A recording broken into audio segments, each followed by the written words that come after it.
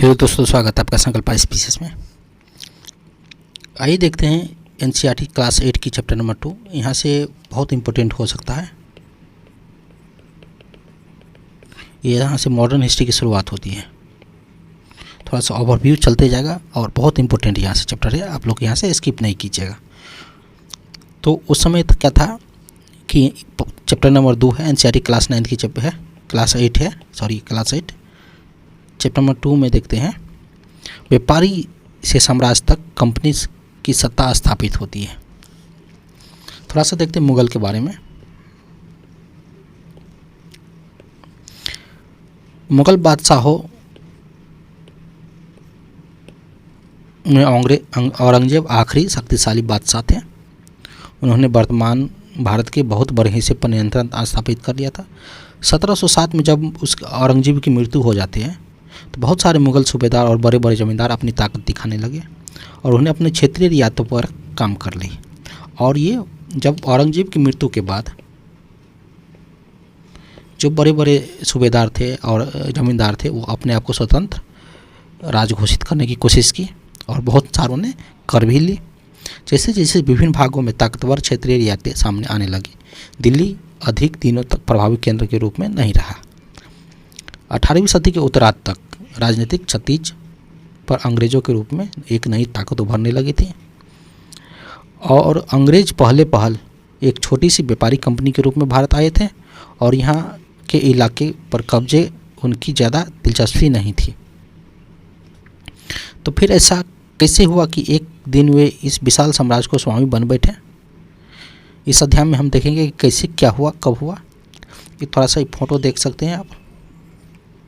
Captain Hudson द्वारा बहादुर शाह जफर और उनके बेटों की गिरफ्तारी हुआ है। औरंगजेब के बाद कोई मुगल बादशाह इतना ताकतवर तो नहीं हुआ, लेकिन एक प्रतीक के रूप में मुगल बादशाह का महत्व बना हुआ है। जब ऐसा माना जाता है कि 1764 ईस्वी में जब बक्सर की युद्ध होता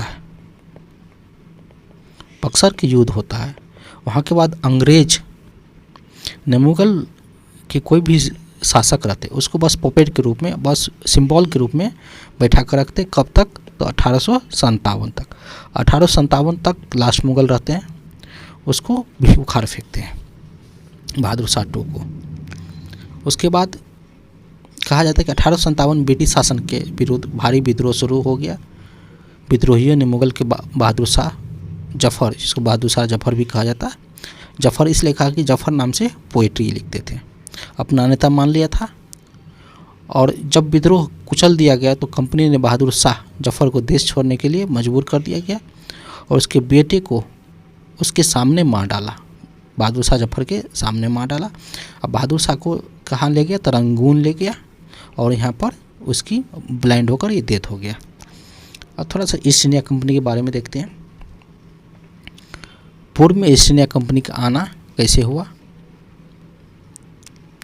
सन 1600 ईस्वी में ईस्ट इंडिया कंपनी ने इंग्लैंड की महारानी एलिजाबेथ प्रथम से चार्टर अर्थात इजाज़तनामा हासिल कर लिया था, जिससे कंपनी को पूर्व में व्यापार करने के लिए एकाधिकार मिल गया। और इस इजाज़तनामे का मतलब यह था कि इंग्लैंड की कोई और व्यापारी कंपनी इस इलाके में ईस्ट इंडिया कंपनी की होड़ नहीं कर सकती थी। मतलब अगर ईस्ट इंडिया कंपनी जा रहा है तो कोई अदर कंपनी जो इंग्लैंड की हो उस इलाके में नहीं जा सकती है। मतलब कंपनी का टोटली मोनोपोली था।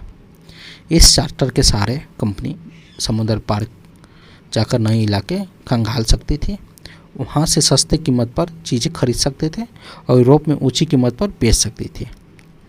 कंपनियों को दूसरी अंग्रेज व्यापारी कंपनियाँ की प्रतिस्पर्धा का भय नहीं था। उस जमाने में वाणिज्य की कंपनी मोटे तौर पर प्रतिस्पर्धा से बचकर मुनाफे कमा सकती थी। अगर कोई प्रतिस्पर्धी न हो तो वे सस्ते चीज़ें खरीदकर उन्हें ज़्यादा कीमत पर बेच सकती। एक मोनोपोली होता है, डायरेक्ट मोनोपोली होता है मार्केटिंग का। लेकिन यह सही दस्तावेज दूसरी यूरोपीय ताकतों को पूर्व में बाजार में आने से नहीं रोक सकता था। जब तक इंग्लैंड के जहाज़ अफ्रीका के पश्चिम तट पर छूते हुए केप ऑफ गुड होप के चक्कर लगाकर हिंद महासागर पर पार करते हुए, तब तक पुर्तगालियों ने भारत के पश्चिमी तट पर अपना स्थापित उपस्थित दर्ज कराती थी। वे गोवा में अपना ठिकाना बना चुके थे। पुर्तगालियों की खोजी यात्रा वास्को डी गामा ने 1498 में पहली बार भारत पहुंचे थे और इस समुद्र मार्ग का पता लगाया था। 17वीं शताब्दी की शुरुआत में डच भी हिंद महासागर में व्यापार की संभावना तलाशने लगे थे। कुछ ही समय बाद फ्रांसीसी व्यापारी भी सामने आ गए थे। समस्या यह थी कि सारी कंपनियां एक जैसी चीज़ों ही खरीदना चाहती थी। यूरोप के बाज़ार में भारत के बने बारीकी सूती कपड़े, रेशम की ज़बरदस्त मांग थी। इसके अलावा काली मिर्ची, लौंग, इलायची और दालचीनी का भी ज़बरदस्त मांग रहती थी। यूरोपीय कंपनी के बीच इस बढ़ती प्रतिस्पर्धा से भारतीय बाज़ारों में इन चीज़ों की कीमत बढ़ने लगी और उनसे मिलने वाला मुनाफा गिरने लगा। अब इन व्यापारियों कंपनियों के फलने फूलने का यही एक रास्ता था कि वे अपने प्रतिस्पर्धा कंपनी को ख़त्म कर दें। लिहाजा बाजार पर कब्जे की इस होड़ में व्यापारी कंपनियों के बीच लड़ाई की शुरुआत कर दी। 17वीं शताब्दी से 18वीं शताब्दी में जब भी मौका मिलता था, कोई एक कंपनी किसी दूसरे कंपनी के जहाज़ डुबा देते थे, रास्ते में रुकावटें खड़ी कर देते थे, माल से लादे जहाज़ों को आगे बढ़ने से रोक देती थी। यह व्यापार हथियारों की मदद से चल रहा था और व्यापारिक चौकियों को किलेबंदी के जरिए सुरक्षित रखा जाता था। अपनी बस्तियों को किलेबंद करने और व्यापारिक के मुनाफा कमाने की कोशिश के कारण स्थानीय शासकों को भी टकराव होने लगा था। इस प्रकार व्यापार और राजनीति को एक दूसरे से अलग रखना कंपनियों के लिए मुश्किल होता जा रहा था। इसके बाद देखते हैं जैसे किसी शुरुआत किया। यहाँ से देख सकते हैं, यहाँ से इंग्लैंड से चला, इस होकर कैप ऑफ गुड होप को पार करते हुए यहाँ तक आया, बॉम्बे मद्रास आया। ये जहाज़ की रास्ता था। यहाँ इंडोनेशिया से व्यापार करते थे, इंडिया आते थे, ऐसे करके व्यापार केटॉन से व्यापार करते थे, ईस्ट इंडिया कंपनी तरफ जाते थे। ये था बैकग्राउंड दोस्तों ईस्ट इंडिया कंपनी की टकरावों का। अब देखते हैं ईस्ट इंडिया कंपनी बंगाल में व्यापार शुरू करती है। पहली फैक्ट्री 1651 में हुगली नदी के किनारे शुरू की। थोड़ा सा याद रखिएगा, पहली फैक्ट्री ईस्ट इंडिया कंपनी कब 1651 में हुगली नदी के किनारे शुरू किया। कंपनी के व्यापार यहीं से अपना काम चलाते थे। इन व्यापारियों को उस ज़माने में फैक्टर कहा जाता था। जब फैक्ट्री के वेयर हाउस था जहां निर्यात होने वाली चीज़ों की जमा किया जाता था, यहीं पर उनके दफ्तर थे जिसमें कंपनी के अफसर बैठते थे। जहाँ जैसे जैसे व्यापार फैला, कंपनी के सौदागर और व्यापारियों को फैक्ट्री के आसपास आकर बसने के लिए प्रेरित किया। 1696 तक कंपनी ने इस आबादी के चारों तरफ एक किला बनाना शुरू कर दिया था। 2 सालों के बाद उन्हें मुग़ल अफसरों को रिश्वत देकर 3 गांवों की ज़मीन भी खरीद ली। इनमें से एक गांव कालीकता, जो बाद में कलकत्ता बना और अब इसे कोलकाता भी कहा जाता है। कंपनी ने मुग़ल सम्राट औरंगजेब को इस बात को लिए भी तैयार किया कि वो कंपनी के बिना शुल्क चुकाए व्यापार करने का फरमान जारी कर दे।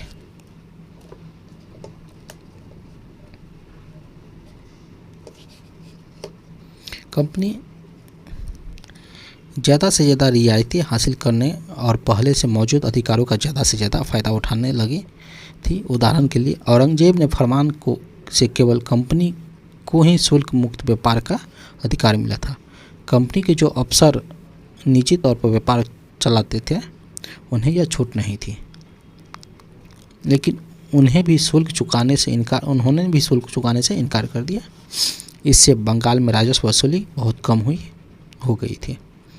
ऐसे ही भला बंगाल में नवाब मुर्शिद कुली खान विरोध क्यों न करते। इसलिए बंगाल के नवाब मुर्शिद कुली खान ने विरोध किया था। ये मद्रास के जहाज़ों के समान लाती स्थानीय नौकाएं विलियम सिस्पन्स द्वारा बनाया गया। यह चित्र 1867 का है। व्यापार से युद्ध तक के बारे में देखते हैं। जो रॉबर्ट क्लाइव को देख रहे हैं, एक ओनली आयरन मैन है यहाँ का, इंग्लैंड का वायसराय था। 18वीं सदी के शुरुआत में कंपनी और बंगाल के नवाब टकराव काफ़ी बढ़ गया था। औरंगजेब की मृत्यु के बाद बंगाल के नवाब अपनी ताकत दिखाने लगे थे। उस समय दूसरी क्षेत्रीय ताकतों का स्थिति भी ऐसी थी कि मुर्शीद कुली खान को अपनी अली वर्दी खां और उसके बाद सिराजुद्दौला बंगाल के नवाब बने थे। ये सभी शक्तिशाली शासक थे। उन्होंने कंपनी को रियायतें देने से मना कर दिया और व्यापार का अधिकार देने के बदले कंपनी से नजराने मांगने लगे। उससे सिक्के ढालने का अधिकार छीन लिया। उसकी किलेबंदी को बढ़ाने से रोकने लगा और कंपनी पर धोखाधड़ी का आरोप लगाते उन्हें दलील दी कि उसकी वजह से बंगाल सरकार का राजस्व वसूली कम होती जा रही है और नवाबों की ताकत कमज़ोर पड़ रही है। कंपनी टैक्स चुकाने को तैयार नहीं थी। उसके अफसरों ने अपमानजनक चिट्ठियाँ लिखी और नवाबों व उनके अधिकारियों के अपमानित करने का प्रयास किया था।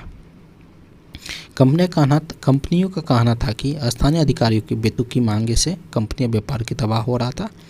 व्यापार तभी फल फूल सकता है जब सरकार शुल्क हटा ले। कंपनी को इस बात का भी यकीन था कि अपना व्यापार फैलाने के लिए उन्हें अपनी आबादी बढ़ानी होगी, गांव खरीदने होंगे और किले का पुनर्निर्माण करना होगा। ये टकराव दिनों दिन गंभीर होते गए। अंततः टकराव को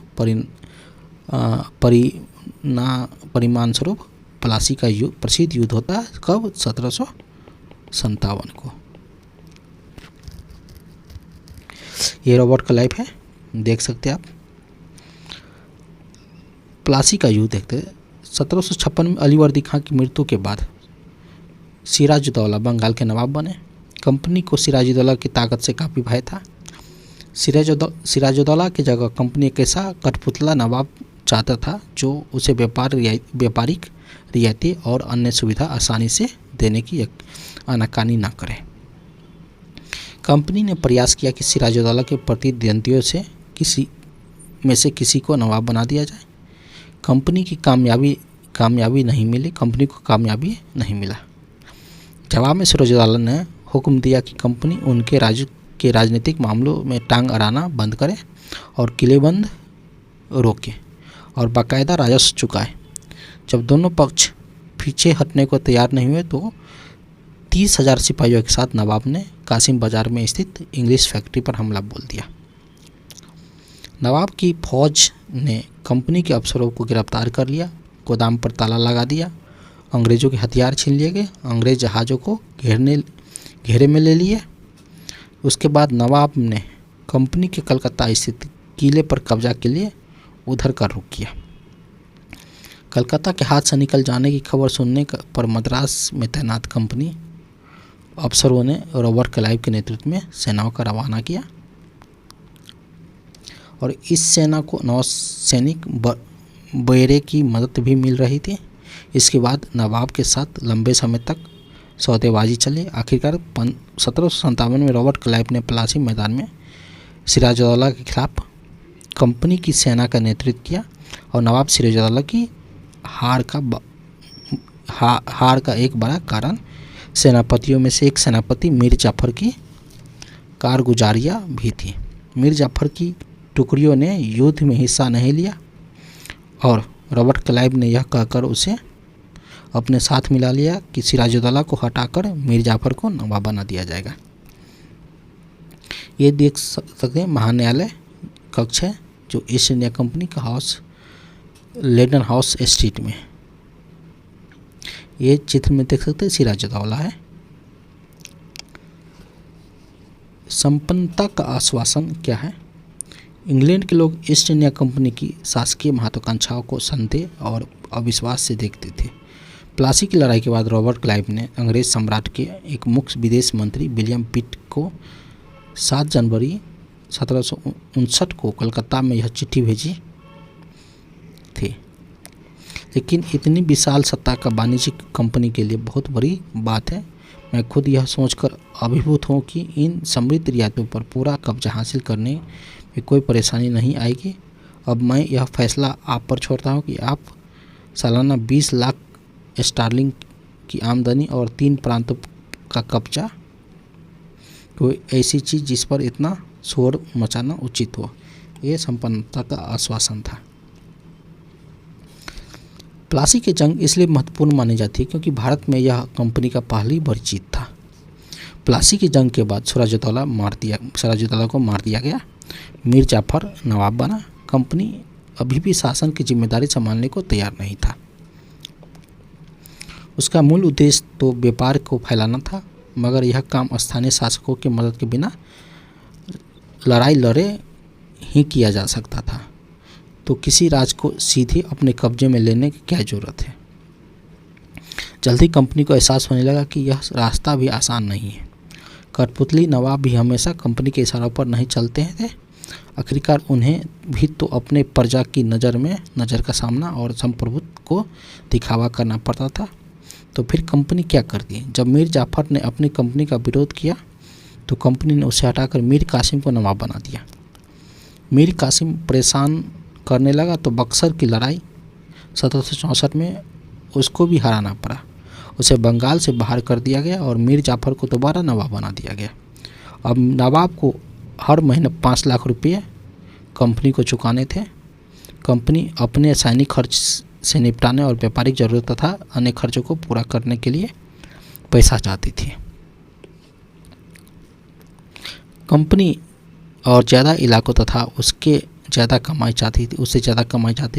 1765 में मीर जाफर की मृत्यु हो गई। तब कंपनी के इरादे बदल चुके थे। कठपुतली नवाबों के साथ अपने खराब अनुभवों को देखते हुए क्लाइव ने ऐलान किया कि हमें खुद ही नवाब बनना पड़ेगा।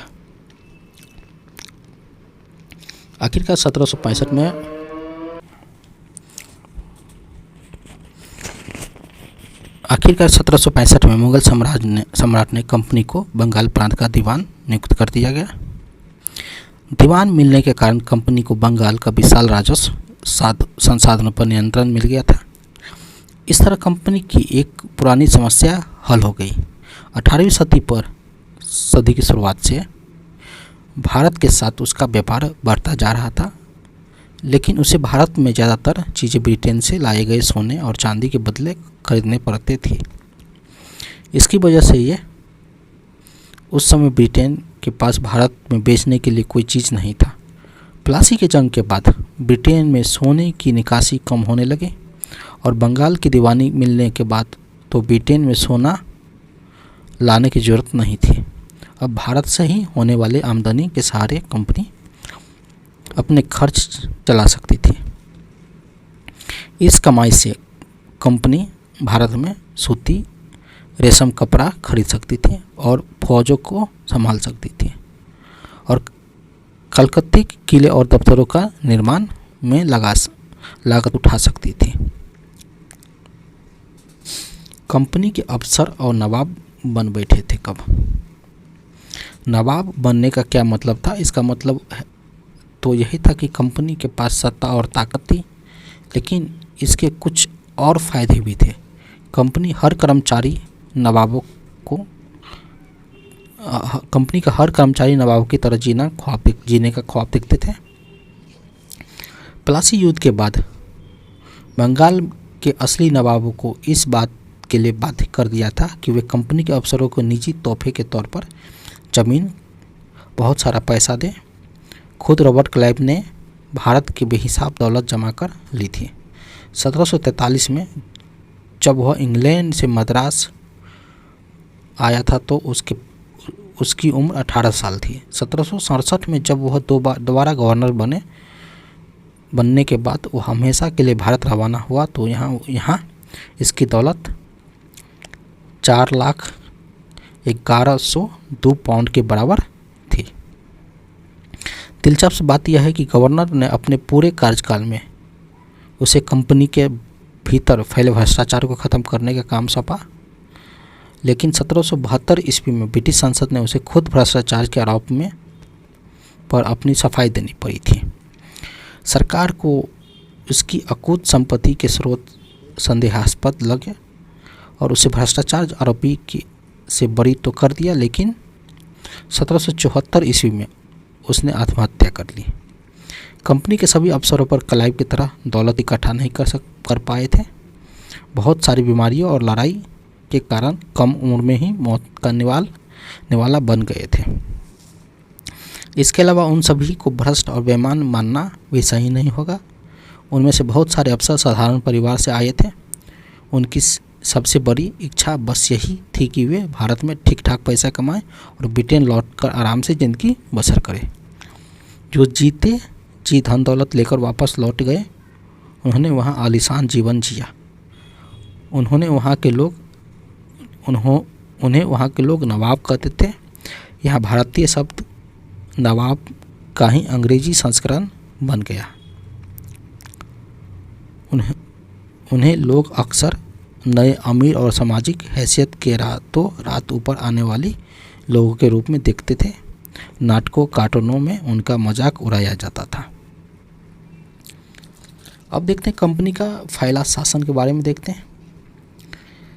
1757 से 1857 के बीच ईस्ट इंडिया कंपनी द्वारा भारतीय राज्यों पर कब्जा की प्रक्रिया को देखें तो महत्वपूर्ण बातें सामने आती हैं कि किसी अनजान इलाका में कंपनी सीधे सैनिक हमला के प्रायर नहीं किया। उसने किसी भारतीय रियासत का अधिग्रहण करने से पहले विभिन्न राजनीतिक, आर्थिक, कूटनीतिक साधनों का इस्तेमाल किया।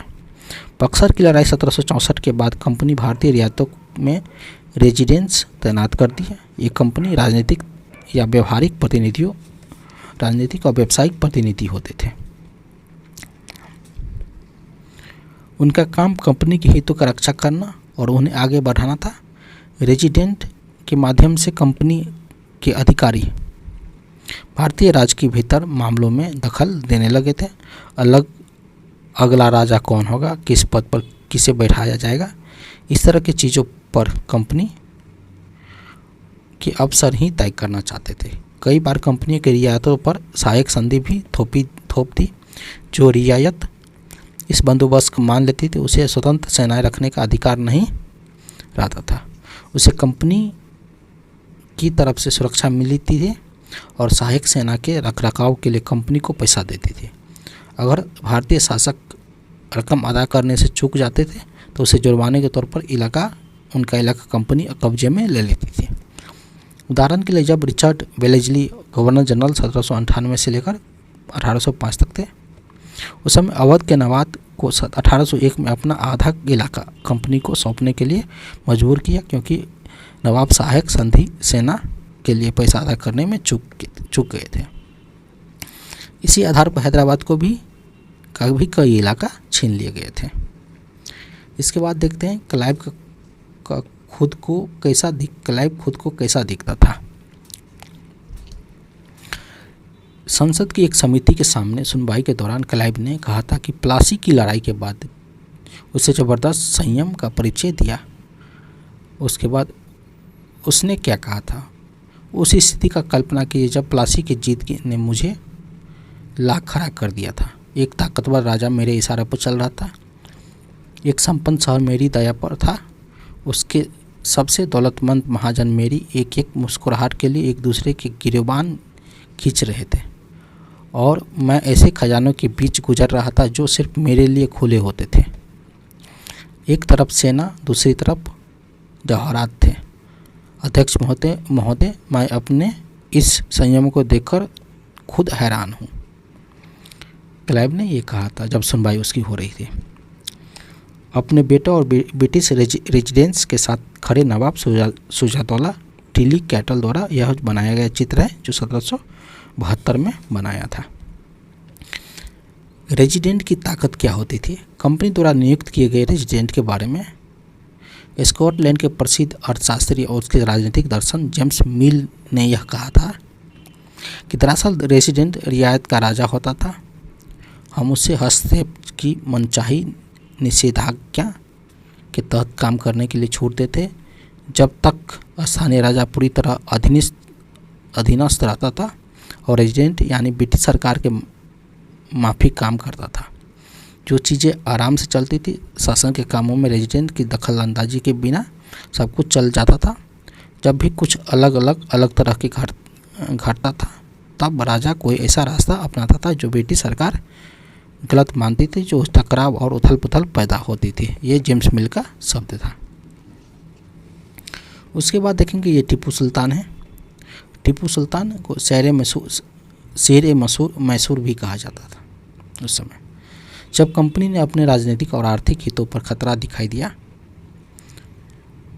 तो कंपनी ने प्रत्यक्ष सैनिक टकराव का रास्ता अपनाया और दक्षिण भारतीय राज्य मैसूर का उदाहरण से ये बात समझी जा सकती है। हैदर अली का शासन रहा था 1761 से 1782 तक और उसके विख्यात पुत्र टीपू सुल्तान 1782-1799 तक जैसे शक्तिशाली शासकों ने नेतृत्व में मैसूर काफ़ी ताकतवर हो चुका था। मलाबार तट पर होने वाली व्यापारिक मैसूरी यात्रियों के नियंत्रण में था, जहां से कंपनी काली मिर्ची इलायची खरीदती थी और 1785 में टीपू सुल्तान ने अपनी रियायती में पड़ने वाले बंदरगाहों से चंदन की लकड़ी, काली मिर्ची और इलायची के निर्यात पर रोक दिया था।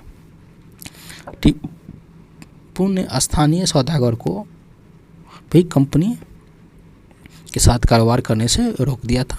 टीपू सुल्तान ने भारत में रहने वाले फ्रांसीसी व्यापारी से घनिष्ठ संबंध विकसित किए थे और उसकी मदद से अपनी सेना का आधुनिकीकरण किया था।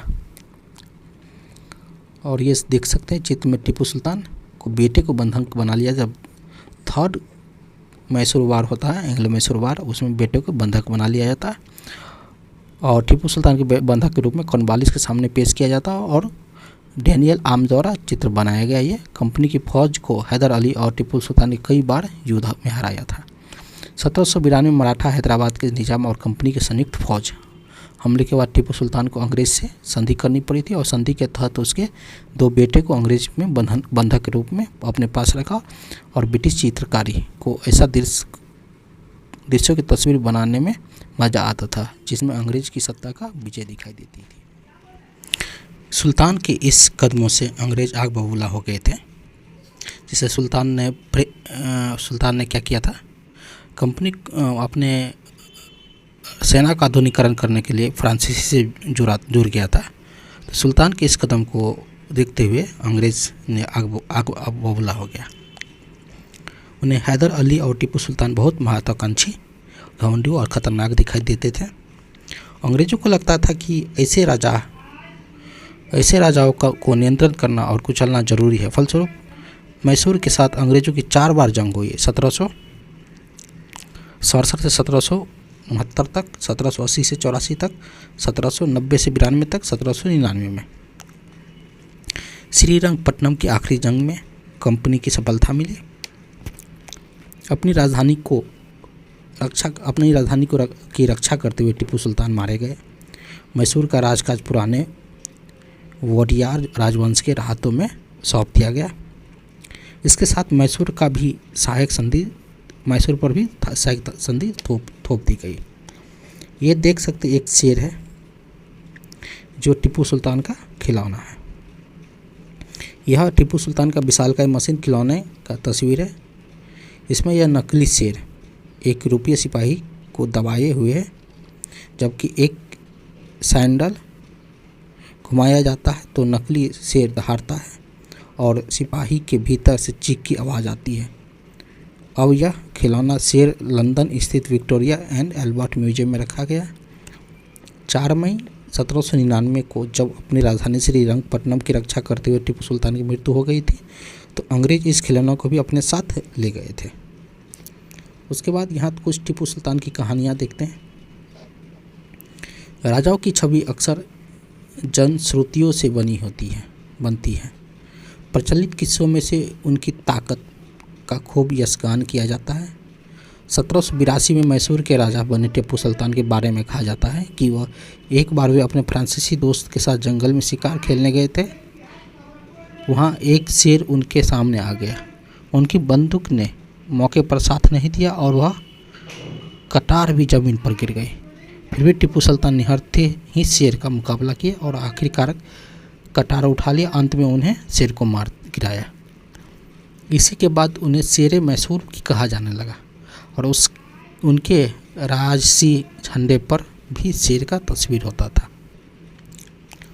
मराठों की लड़ाई देखते हैं। मराठों की लड़ाई क्या है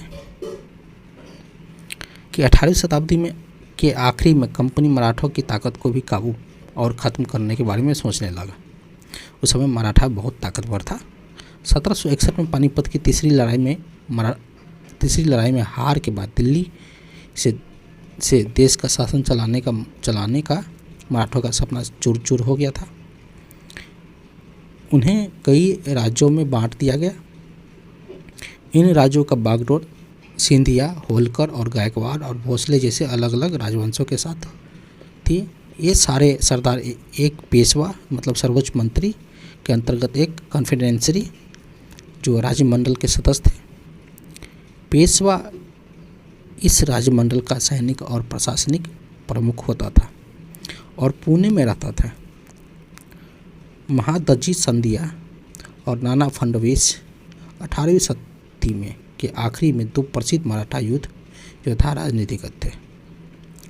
एक के बाद एक कई युद्ध में कंपनी ने मराठों के घुटने टेकने पर मजबूर कर दिया था। पहला युद्ध 1782 में सलवाई की संधि के साथ खत्म हुआ, जिसमें कोई पक्ष नहीं जीत पाया था। दूसरा अंग्रेज मराठा युद्ध 1803 से 1805 में कई मोर्चों पर लड़ा गया। इसका नतीजा हुआ कि उड़ीसा और यमुना के उत्तर स्थित आगरा व दिल्ली सहित भूभाग अंग्रेजों के कब्जे में आ गया। अंततः 1817 से 1819 के तीसरे अंग्रेज मराठा युद्ध में मराठाओं की ताकत पर पूरी तरह कुचल दिया गया। पेशवा को पुणे से हटाकर कानपुर के पास बिठूर में पेंशन पर भेज दिया गया। अब विंध्य के दक्षिण में स्थित भूभाग पर कंपनी का नियंत्रण हो चुका था।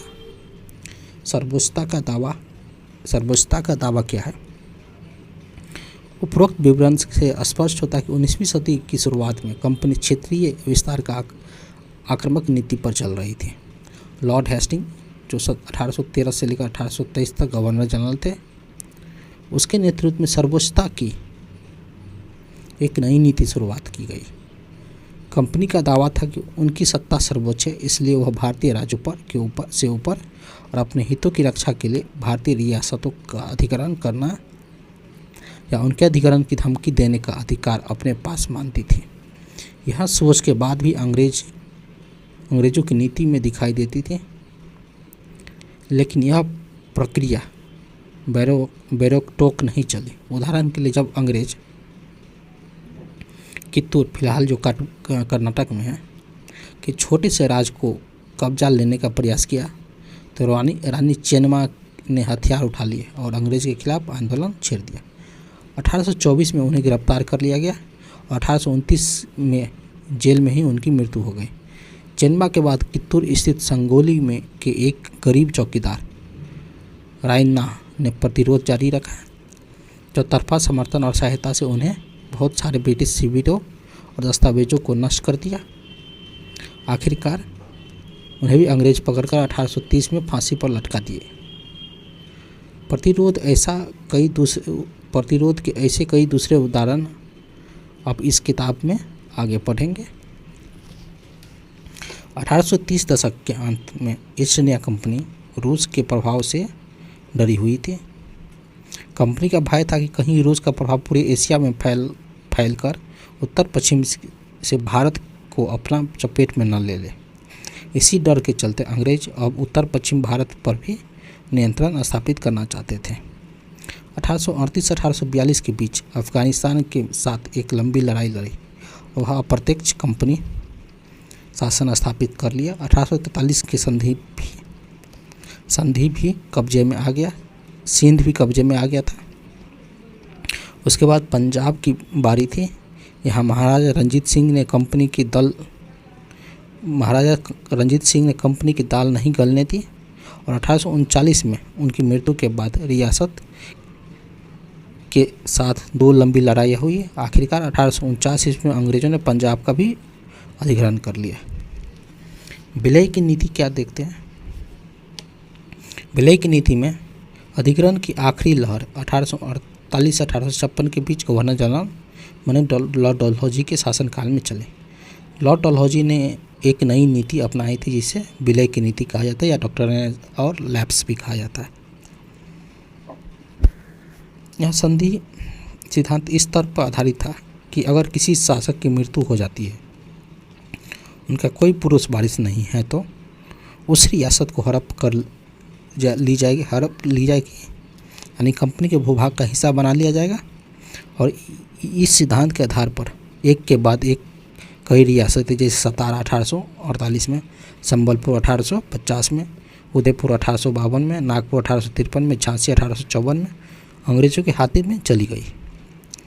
आखिरकार 1856 में कंपनी ने अवध को भी अपने नियंत्रण में ले लिया और इस बार अंग्रेज ने एक नया तर्क दिया कि उन्हें कहा कि वे अवध की जनता को नवाब के कुशासन से आज़ाद करने के लिए कर्तव्य से बंधे हुए इसलिए अवध पर वे कब्जा करने में मजबूर है। अपने प्रिय नवाब को जिस तरह गद्दी से हटाया गया उसे देखकर लोग गुस्सा में भड़क उठा और अवध के लोग 1857 में महान विद्रोह में शामिल हो गए। ये संबलपुर के वीर सुरेंद्र सहाय का चित्र है। ये महाराजा रंजीत सिंह का दरबार है। यहाँ देख सकते महाराजा रंजीत सिंह है। आप यहाँ देखिए, भारत 1797 ईस्वी में जो येलो कलर का ब्रिटिश शासन के अधीन है, ये ब्रिटिश शासन के अधीन है। जो रेड कलर के क्षेत्र है ब्रिटिश शासन के अधीन नहीं थे, ये सब ब्रिटिश शासन के अधीन नहीं थे। जो ये सब यही सब येलो कलर वाला ही ब्रिटिश शासन है। उसके बाद 1840 में जो रेड कलर है ब्रिटिश शासन के अधीन नहीं है, जो येलो कलर है ब्रिटिश, मतलब पहले इतना ही पर कब्जा था, अभी इतना बहुत सारे क्षेत्र पर कब्जा हो गया था। उसके बाद 1857 के बाद और भी क्षेत्र पर कब्जा कर लिए।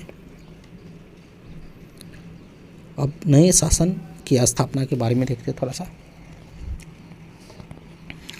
गवर्नर जनरल वारेन हेस्टिंग जो 1773 से 1785 तक रहे, उन बहुत सारे महत्वपूर्ण व्यक्तियों में से था जिन्होंने कंपनी की ताकत फैलाने में अहम भूमिका अदा की थी। वारेन हेस्टिंग के समय तक आते आते कंपनी न केवल बंगाल बल्कि बॉम्बे और मद्रास में भी सत्ता हासिल कर चुकी थी। ब्रिटिश इलाके मोटे तौर पर प्रशासकीय इकाइयों में बटे हुए थे जिन्हें प्रेसिडेंसी कहा जाता था। उस समय 3 प्रेसिडेंसी थी, बंगाल, मद्रास, बॉम्बे। हर एक के शासन गवर्नर के पास होता था।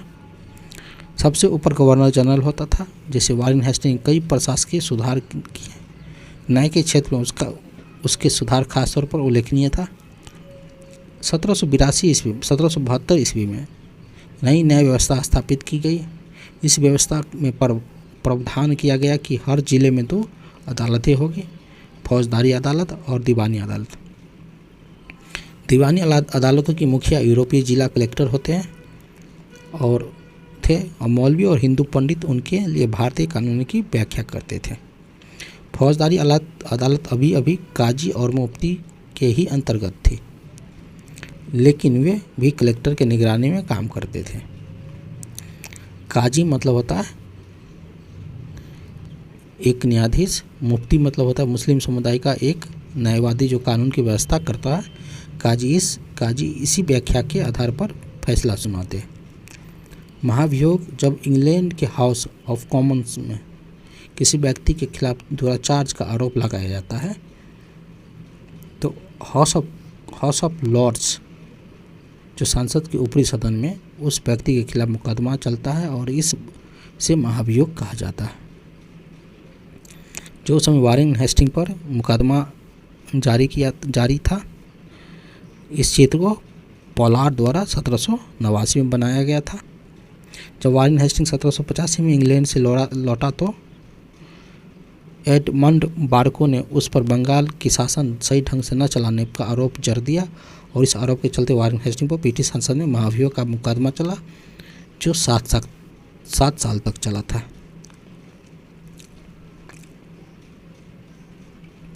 इसके बाद एक देखते हैं, ये वारेन हेस्टिंग का ही शब्द है कि मैं सबके शत्रु और उत्पीड़क पर महाभियोग चला रहा हूँ। वारेन हेस्टिंग के महाभियोग पर कार्रवाई के दौरान एडमंड वार्क ने एक उत्तेजनापूर्ण भाषण दिया जिसका हिस्सा इस प्रकार था। मैं उनके हेस्टिंग के ऊपर भारत के लोगों की ओर से महाभियोग चला रहा हूँ जिनके अधिकारों को उन्होंने पैरों तले रौंद दिया, जिनके देश को उन्होंने रेगिस्तान बना दिया और अंत में मानव स्वभाव के नाम पर स्त्री पुरुष के नाम पर हर उम्र के नाम पर, हर ओहदे के नाम पर मैं सबके साझा शत्रु और सबके उत्पीड़क पर महाभियोग चला रहा हूँ। ये शब्द था किसका? एडमंड पार्के का, जो भाषण दिया था वारेन हेस्टिंग पर शासन चलाने के लिए, मतलब महाभियोग चलाने। एक बड़ी समस्या यह थी कि ब्राह्मण पंडित धर्मशास्त्र की अलग अलग शाखा के हिसाब से स्थानीय कानून को अलग अलग व्याख्या कर देते थे। इस विभिन्नता को खत्म करके समरूपता लाने के लिए 1785 में 11 पंडितों को भारतीय कानून का एक संकलन तैयार करने का काम सौंपा गया। एनबी हॉलडेट ने इस संकलन का अंग्रेजी में अनुवाद किया। 1778 तक यूरोपीय न्यायाधीश के लिए मुस्लिम कानूनों की भी एक संहिता तैयार कर ली गई। 1773 के रेगुलेटिंग एक्ट के तहत नए सर्वोच्च न्यायालय की स्थापना की गई। इसके अलावा कलकत्ता में अपीलीय अदालत, जो सदर निजामत अदालत है, का भी स्थापना की गई।